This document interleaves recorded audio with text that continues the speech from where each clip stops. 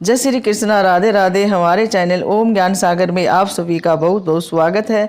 मैं हूँ रीना शर्मा। आज आप सभी के लिए लेकर आई हूँ वट सावित्री व्रत के बारे में।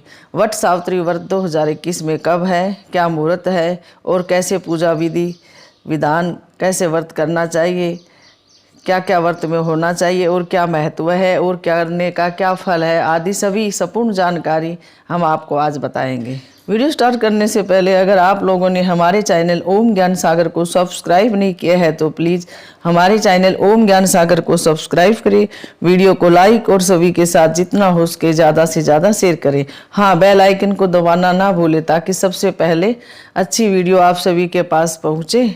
आज हम आपको बताते हैं वट सावित्री व्रत के बारे में।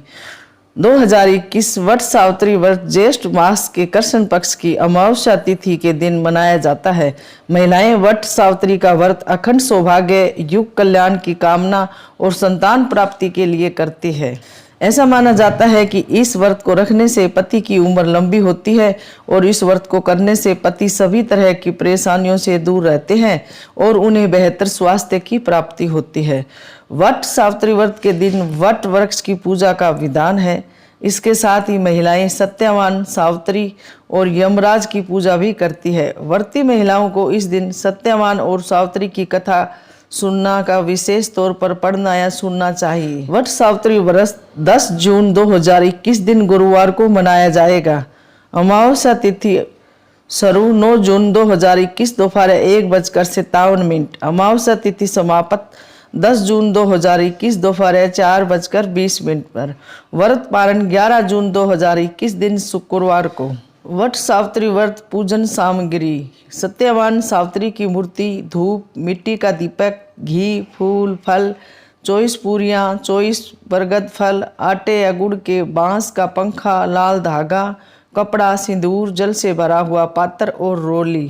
वट सावित्री व्रत के दिन महिलाएं ब्रह्म मुहूर्त में उठकर स्नान करके नए अथवा स्वस्थ वस्त्र धारण करें और 16 श्रृंगार करें। 16 श्रृंगार करने के बाद निर्जला व्रत का संकल्प ले और घर के मंदिर में पूजन करें।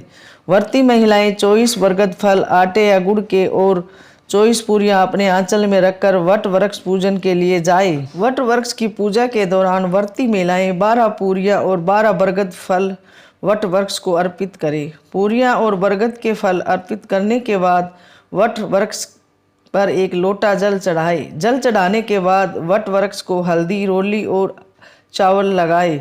हल्दी और रोली से पूजन करने के बाद आप वट वृक्ष को फल और मिठाई अर्पित करें।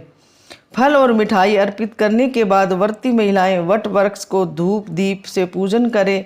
धूप दीप से पूजन करने के उपरांत आप वट वृक्ष पर कच्चे सूत को लपेटते हुए 12 बार परिक्रमा करें और प्रत्येक परिक्रमा के बाद आप एक भीगा हुआ चना वट वृक्ष पर चढ़ाए। वट वृक्ष की परिक्रमा पूरी होने के बाद सत्यवान और सावित्री की कहानी सुनने के बाद आप 12 कच्चे धागे वाली एक माला वृक्ष पर चढ़ाए और दूसरी माला स्वयं धारण करें। सूत की माला धारण करने के बाद आप 6 बार माला को वृक्ष से बदले और अंत में एक माला वृक्ष को चढ़ाए और एक अपने गले में पहने। वट वृक्ष का पूजन समाप्त होने के बाद आप अपने घर आकर पति को बांस का पंखा से हवा दे और उन्हें पानी पिलाए। पति को पानी पिलाने के बाद आप 11 चने और वट वृक्ष की लाल रंग की कली को पानी से निकालकर अपना व्रत संपन्न करें। वट सावित्री व्रत की कथा: मध्य देश के राजा अश्वपति की पत्नी सहित संतान के लिए सावित्री देवी का विधि पूर्वक व्रत तथा पूजन करने के पश्चात पुत्री सावित्री की प्राप्ति हुई।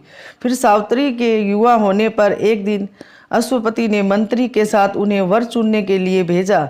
जब वह सत्यवान को वर रूप में चुनने के बाद आई तो उसी समय देव ऋषि नारद ने भी सभी को बताया कि महाराज धूम्रसेन के पुत्र सत्यवान की शादी के 12 वर्ष पश्चात मृत्यु हो जाएगी। इसे सुनकर राजा ने पुत्री सावित्री से किसी दूसरे वर को चुनने के लिए कहा, मगर सावित्री नहीं मानी। नारद जी ने सत्यवान की मृत्यु का समय ज्ञात करने के बाद वह पति व सास ससुर के साथ जंगल में रहने लगी। इसके बाद नारद जी ने बताए समय के कुछ दिनों पूर्व से ही सावित्री ने व्रत रखना शुरू कर दिया।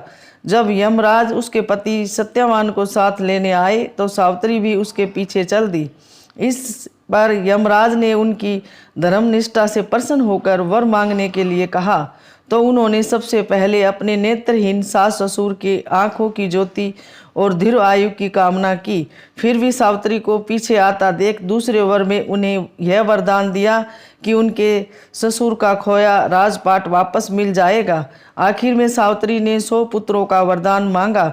चतुराई पूर्वक मांगे गए वरदान के जाल में फंसकर यमराज को सावित्री के पति सत्यवान के प्राण वापस करने ही पड़े। यमदेव ने चने के रूप में सत्यवान के प्राण लौटाए थे, इसलिए प्राण रूप में वट सावित्री व्रत में चने का प्रसाद ही अर्पित किया जाता है। वट सावित्री व्रत में क्या खाना चाहिए? इस व्रत का नियम है कि अमावस्या तिथि के दिन के समय वट वृक्ष की पूजा की जानी चाहिए। सामने मीठे और पकवान बनाकर ब्रह्मा जी की पत्नी देवी सावित्री और ब्रह्मा जी की पूजा की जानी चाहिए। इस व्रत के दिन प्रसाद में खट्टे और अम्ल युक्त पदार्थ को नहीं रखना चाहिए और नहीं खाना। अपने इस एक वरदान में सावित्री ने न केवल अपने ससुर का राजपाट बल्कि नेत्र ज्योति समेत सदा सौभाग्यशाली होने का आशीर्वाद भी पा लिया।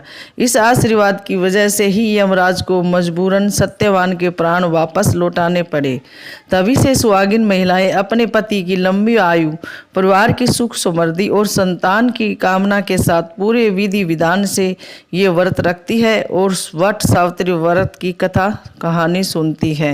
ये थी वट सावित्री व्रत के बारे में हमने आप सभी को बताया।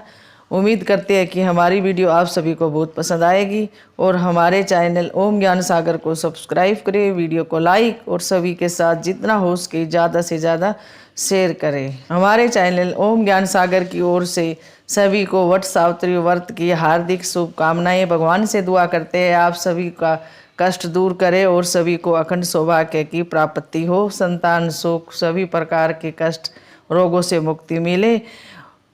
जय श्री कृष्णा, राधे राधे, धन्यवाद।